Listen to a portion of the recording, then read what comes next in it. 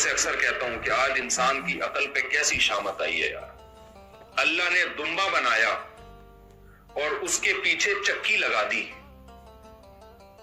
مجھے تو یہ بات پتہ ہی نہیں تھی. جب میں چمن میں کوئٹہ کے گاؤں دیہاتوں میں گیا نا تو وہ دمبے کا گوشت پکا کے کھلاتے تھے, مزہ بڑا آتا تھا اس میں اور ہضم بھی ہو جاتا تھا وہ. میں 2 مہینے رہ کر آیا چمن میں نا تو میری صحت بہت اچھی ہونا شروع ہو گئی تھی کیونکہ میرا پیٹ خراب رہتا تھا ہر وقت کراچی میں.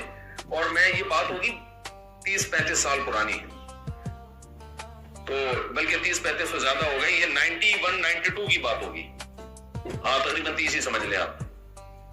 تو میرا پیٹ 95-96 کی بات ہے, تو میرا پیٹ رہتا تھا خراب اور میں باریک سا ہو گیا, دبلا. ایسے لگتا تھا جیسے کوئی یرغان کا مریض ہوتا ہے. یہ میں نوجوانوں کو بتا رہا ہوں صحت کا نسخہ. دوائیں کھا کھا کے ہر وقت کھانسی. جو مجھے دیکھتے بولتے کوئی شاید پیلیا کا مریض ہے.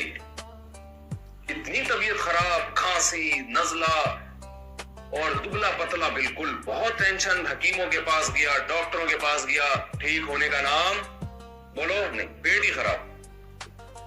خیر ان دنوں میں چمن میں دورہ سر دورہ ناؤ کوئی ہمارے استاذ تھے, علاج کے لیے سے نہیں, میں 2 مہینے کے لیے وہاں گیا شدید سردی میں, دسمبر جنوری میں. لوگوں نے منع بھی کیا تم اپنی صحت تو دیکھو. اور اس میں جا کہاں رہے ہو چمن میں؟ دسمبر میں کون چمن کوئٹہ جاتا ہے, اتنی شدید سردی ہے. مجھے شوق تھا, میں نے کہا نہیں بھائی وہاں کچھ کورس ہو رہا ہے میں جاؤں گا. میں جب گیا تو وہاں مجھے ایک عالم ملے, انہوں نے میری صحت دیکھی, انہوں نے کہا اس صحت میں یہ سردی بالکل بھی آپ پہ سوٹ نہیں کرتی, واپس نکل جاؤ. آپ کی مجھے کھانسی ہو رہی تھی, نزلہ ہو رہا تھا, سر بھاری رہتا تھا, پیٹ ہر وقت خراب رہتا تھا. انہوں نے کہا بیٹا تمہاری صحت صحیح نہیں ہے. میں نے کہا نہیں میں آیا ہوں, میں یہاں ابھی 2 مہینے پڑھ کے جاؤں گا. کمال کی بات یہ ہے کہ میں جب وہاں ٹھہرا ہوں تو ایک ہی دن میں میری صحت ٹھیک ہونا شروع ہو گئی. میں بلا مبالغہ کہہ سکتا ہوں بہت زیادہ اگر ڈیلے کروں نا تو 48 گھنٹے 2 دن میں کھانسی بالکل ختم. 2 دن میں کھانسی کیا ہو گئی؟ بالکل ختم. کوئی کھانسی کا سیرپ نہیں, کوئی میڈیسن نہیں, جو دوائیں تھی وہ تو ویسے ہی چھوڑ گئی. نزلہ بالکل بولے ختم. میں نے کہا یہ ہو کیا رہا ہے میرے ساتھ, ٹھیک کیوں ہوا؟ مجھے تو بیمار ہونا چاہیے. کھا کیا رہے ہیں؟ دمبے, لوبیا کھا رہے ہیں اور دمبا کھا رہے ہیں. اچھا دمبا کھا رہے ہیں تو دمبا بھی بڑا مزے کا ہوتا تھا. اب کیا ہوا کہ دودھ کی چائے بھی نہیں تھی, صرف گرین ٹی تھی وہاں پہ. 2 مہینے بعد جب میں آیا ہوں, میں لال ٹماٹر اور ایسا موٹا تازہ, جیسے لگ رہا تھا قربانی کے لیے تیار کیا کسی نے اپنے فارم میں. ہوتے ہیں نا ہمارے یہاں تیار نہیں ہوتے. بڑی زبردست صحت میری ہو گئی, اور ویسے بھی میں کھانسی سب مارکیٹ سے کیا ہو گئی شارٹ. اچھا رمضان میں آیا میں اپنے گھر نا 2 مہینے بعد, رمضان شروع ہو چکا تھا, روزہ تھا میرا. میں گھر آیا ہوں اور میں نے گھر میں آ کے جو پہلی افطاری کی ہے اس کے بعد میرا پیٹ دوبارہ اسی پوزیشن پہ آنا شروع ہو گیا جس پوزیشن پہ میں چھوڑ کر گیا. 4 دنوں میں دوبارہ, 4 دن تو نہیں, تھوڑا ٹائم لگا, لیکن دوبارہ کھانسی. میں نے کہا بھائی ڈاکٹروں حکیموں کو رکھو ایک طرف, یہ غور کرو یہ ہوا کیا ہے. 2 مہینے میں اتنا موٹا تازہ ہو گیا اور ایسا لال ٹماٹر. مجھے لوگ کہتے تھے کہ کوئی چہرے پہ میک اپ کیا ہوا ہے اس نے, یعنی یہ نوبت آ گئی تھی کیونکہ پرانا بھی دیکھا تھا نا میں, نیا جب پریپیئر ہو کے آیا ہوں. میں نے بولا یار یہ کچھ گڑبڑ کر رہا ہے, اس کا چہرہ ایسا لال کیسے ہو گیا, حالانکہ وہ اوریجنل تھا, خون دوڑ رہا تھا ایسا چہرے میں اور آنکھوں میں. تو میں آپ کو بتاتا ہوں ہوا کیا. یہ اللہ کی پروڈکٹ کا بتا رہا ہوں آپ کو, یہ میں اپنی تعریفیں یا اپنے تجربے شیئر کرنا مقصد نہیں ہے. صحت میرا ٹاپک نہیں ہے, تو حکیم اور ڈاکٹروں کا ٹاپک ہے, لیکن کچھ عبرت کی چیزیں ہوتی ہیں جو ہر ایک کو فائدہ پہنچاتی ہیں. میں نے کیا کیا اصل میں آپ بتاتا ہوں. جب وہ دمبا پکا کے مجھے کھلاتے تھے تو میں کہتے تھے یار اتنا مزے کا اور اتنا گوشت ہم کھا رہے ہیں, ہضم بھی ہو رہا ہے. میں نے کہا ان کے کچن میں جا کے دیکھو کون سا کوکنگ آئل یہ استعمال کر رہے ہیں, کیونکہ آئل بہت ہوتا تھا, اس میں تیر رہا ہوتا تھا. میں باورچی کے پاس گیا, میں نے کہا بھائی اس طرح ماشے انڈی والا انخا دے, دیغت مغت کو نہ بگڑے. اس نے کہا کوئی دیغت مغت کی ضرورت نہیں ہے. میں نے کہا یار وہ ذرا گھی کا ڈبہ دکھا اور مسالے دکھا کون سے ڈال رہا ہے. اس نے کہا مسالے وسالے تو ہم ڈالتے ہی نہیں ہیں, صرف تھوڑا سا نمک اور کالی مرچ بس, اور کوئی مسالہ نہیں. ٹیسٹ کہاں سے آ رہا ہے؟ انہوں نے کہا اسی کا ٹیسٹ ہے, بس یہی مسالہ ہے. मैंने कहा भाई घी का डब्बा दिखा। उसने कहा घी का डब्बा कहां से आ गया, घी भी में थोड़ी पकाते हम, कोई कुकिंग ऑयल नहीं है। मैंने कहा फिर ये कैसे? उन्होंने कहा भाई दुम्बा है तो उसमें चर्बी होती है ना, वही चर्बी में पकता है। अच्छा, हम चर्बी यूं भी उठा उठा के भी खाया करते थे, इतनी मजे की लगती थी। उस वक्त तो मुझे थोड़ा सेहत के बारे में ज्यादा नॉलेज थी नहीं। बाद में जब मैंने गौर किया, अच्छा पेट भी खराब नहीं हो रहा, सेहत भी अच्छी हो रही है, हजम भी हो रहा है, वरना डॉक्टर तो कहते हैं चर्बी के करीब मत जाना, कोलेस्ट्रॉल पैदा होगा और ये हो जाएगा और वो हो जाएगा। मैंने कहा डॉक्टरों की ऐसी की बोलो तैसी। मैंने घर में तजर्बा किया, जब मैं चर्बी में खाना पका के खा रहा हूँ, जिस्म को लग भी रहा है, सेहत भी अच्छी बन रही है, और जब कुकिंग ऑयल जो चर्बी से महंगा और बड़ी बड़ी कंपनियों के लेबल लगे हुए हैं उसमें पका के खाओ तो वही पेट का बेड़ा गर्क हो रहा है जो 2 महीने पहले था। और जब मसाले डालो, देखो यहाँ मसाले में और उधर के मसालों में फर्क है। यहाँ मसाले में चीज पकी भी पेट नहीं खराब करती। पाकिस्तान में कितनी अच्छी कंपनी का मसाला डालो, जिसका पेट हसास है, गला हसास है, फौरन पता चल जाएगा गड़बड़ है। तो कुछ अजीब अजीब चीजें मसालों में डल रही है। मैं आपको बता दूं, सारी जिंदगी डॉक्टर और हकीमों से बचे रहोगे। पाकिस्तान में मुझे यहां का ज्यादा मालूमात नहीं है, लेकिन हकीकत है यहां भी पैकिंग की चीजें छोड़ दो, बस जो अल्लाह ने प्रोडक्ट हमारे लिए पैदा की है ना, उससे बेहतर कोई चीज। अगर डॉक्टर 100 दफा उल्टा लटक के बैतुल्लाह की छत पे खड़ा होकर कहे ना कि डब्बे का दूध पियो, मत पियो डब्बे का दूध, 100 दफा उसके फजाइल बयान करे। आप भैंस का दूध पियो तो गवाला निकालता है, चाहे वो सारी दुनिया के सारे साइंसदान बोले कि इसमें जरासीम आते हैं, जरासीम की ऐसी की तैसी, पी ले तो जरासीम यार, वो नेचुरल है। नहीं आई मेरा हाल है बात समझ में, छोड़ दो इन फजूल बातों को। तहकीकात हैं डॉक्टरों की, खुद अपनी अपनी सेहत होते देखो डॉक्टरों की। 65-70 साल की बात तो मुझे कोई नजर, हमने तो अपने नाना दादी नानी सारे 90-95 उनको तो डब्बे का पता ही नहीं था, वो तो यही दूध पीते थे गवाले का जरासीम वाला। इतना जरासीम को हुआ बनाने की जरूरत नहीं है। हाँ, इस गवाले के दूध में दूध हो, गवाले का अपनी प्रोडक्ट शामिल, बाज़ दफा उसमें भैंस का दूध कम होता है, गवाले का अपना दूध उसमें ज्यादा होता है। पाउडर मिलाया हुआ है, कोई केमिकल या जो टीके लगा लगा के भैंसों से दूध निकाल रहे हैं, ये नेचुरल नहीं है। क्योंकि गाय दूध देती है अल्लाह की मर्जी से। अब जो दूध दे रही है वो अल्लाह की मर्जी से नहीं दे रही, वो गवाले की मर्जी से दे रही है। वो टीके निकाल लगा लगा के जबरदस्ती उससे दूध क्या कर रहा है, खींच रहा है। तो डब्बे के तो करीब भी मत जाओ, हम भुगते हुए हैं बहुत, इलाज करा करा के थक गया था। अब मेरे इस बयान जब जाते हैं लोग कहते हैं आपका तजर्बा आप पे ऊपर है, सारी दुनिया के थोड़ी, भाई और भी लोगों पे हमने देखा है। तो जो अल्लाह की तख्लीक है ना, अल्लाह की बनाई हुई चीजें। मैं एक और छोटा सा वाकया इस बात को मुकम्मल करने के लिए बताता हूँ। हमारे एक रिलेटिव थे, मेरा एक ससुराल जो है ना, उनके जानने वाले बहुत बेचारे मिस्कीन गरीब लोग। तो मेरे घर वालों ने कहा उनके घर चलते हैं, बहुत गरीब लोग हैं।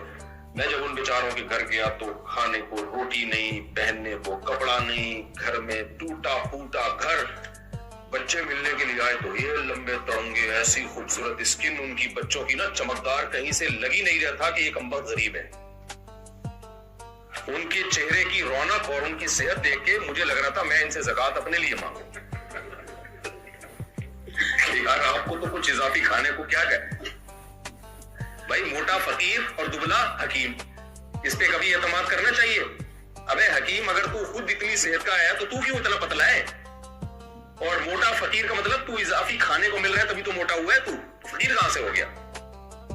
तो मैंने कहा भाई ये जो मसला है ना, ये बंदा, ये घर वाले जो है इतने सेहतमंद माशाल्लाह, और बीमारियां भी नहीं थी। मैं चूंकि वो 2 महीने भुगत के आ चुका था ना, दुम्बे की चर्बी फोड़ फाड़ के आया हुआ था मैं, तो मेरे ध्यान में वो वाकया भी था। तो मैंने पूछा भाई ये लोग खाते क्या है? तो वो उनकी जो वालदा थी बच्चों की, उन्होंने बताया बेटा हम तो गरीब लोग हैं, हमें तो ये डालडा और ये कुकिंग ऑयल खरीदने के पैसे नहीं है।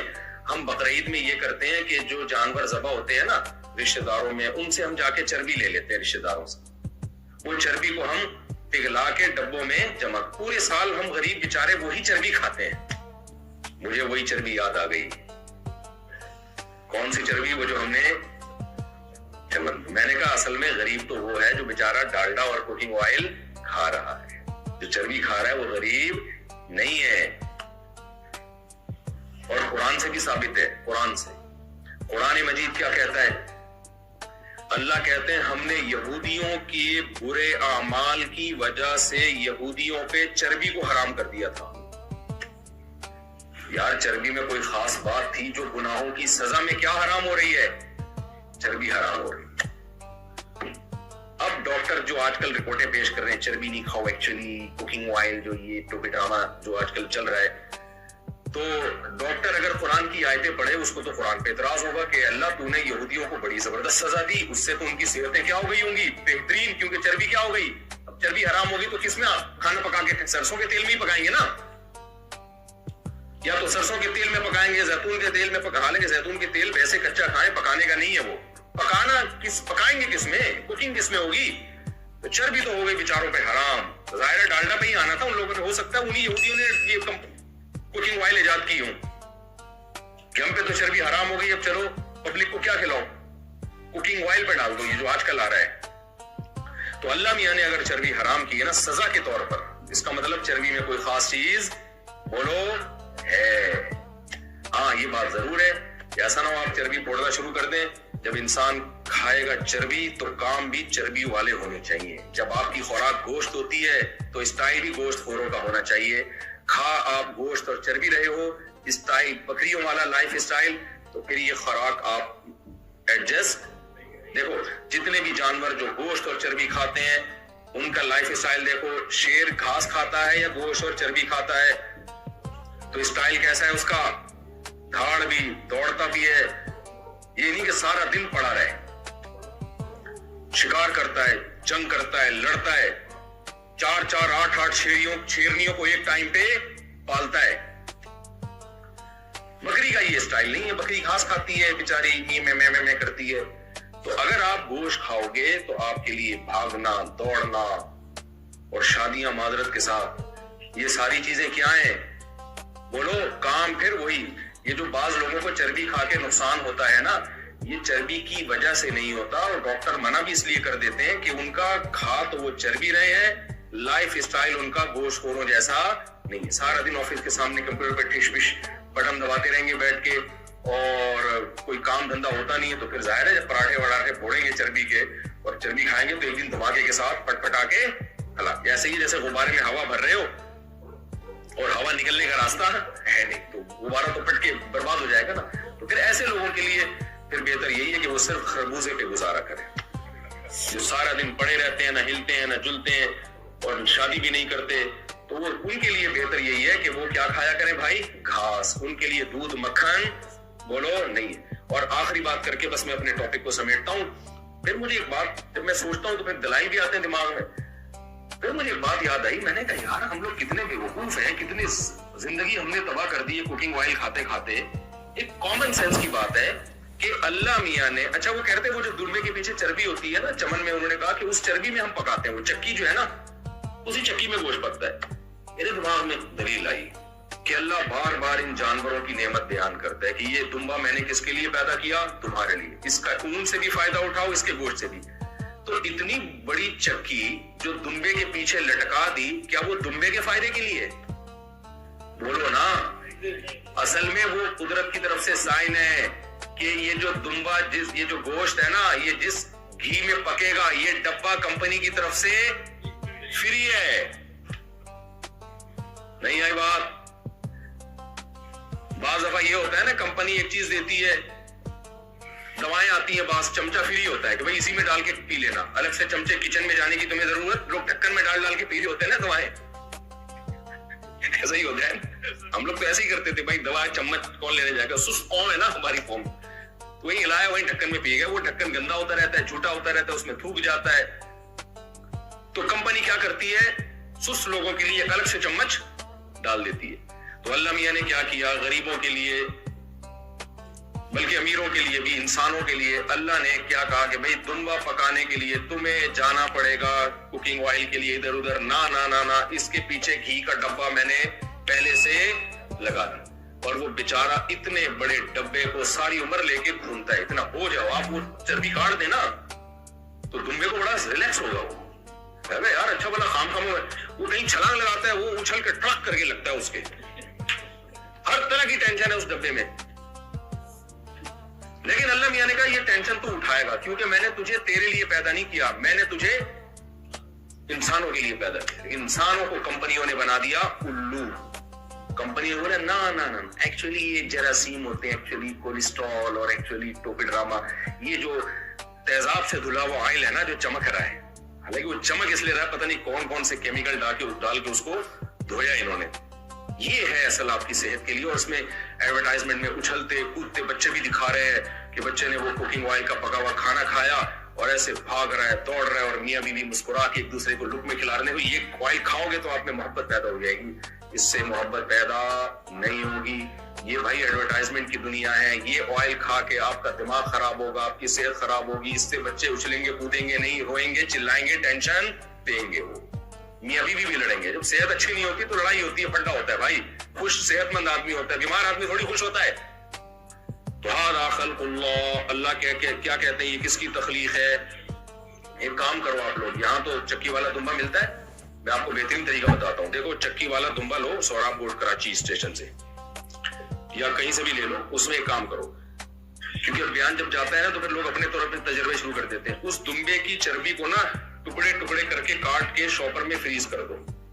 جب گوشت پکانا ہوا 1 یا 2 ٹکڑے چربی کے حسب ذائقہ اس میں کوکنگ آئل کی جگہ ڈال دیا. ہضم بھی ہوگا, صحت بھی اچھی ہوگی. لیکن ظاہر ہے تھوڑا چلت پھرت بھی ہونی چاہیے.